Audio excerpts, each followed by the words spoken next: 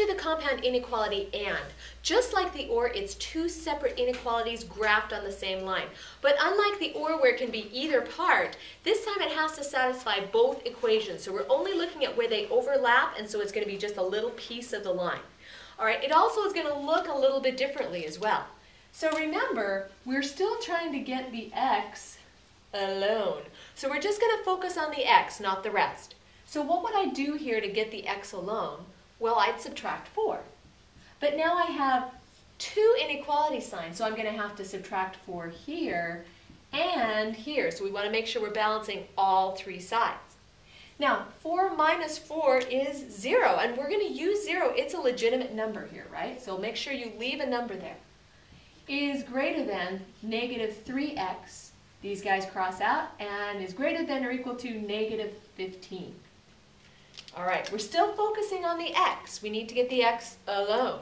So we're going to divide out that negative 3 here, here, and here. Now remember, I can divide up my nothing into all sorts of different variations of nothingness, and I still have nothing. So this is going to be 0 is greater than x is greater than or equal to positive 5. But wait, when I divided by a negative, I changed all my signs, so that means I also need to change all of my inequalities. All right, at this point we're going to graph. If we've done it right, we should have a little piece of the number line. Let's see. So I have my 0 here and my 5 here. I'm actually going to use my 0 this time.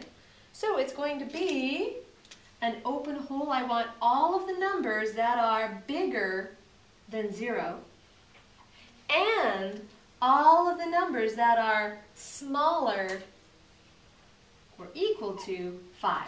So it's going to be this piece right in here. Now the other strategy to do if you're having a hard time with this is to cover up half the problem. Cover this up, just solve this half. Then cover this up, just solve this half. You'll end up with the same thing. And remember, you know you love math.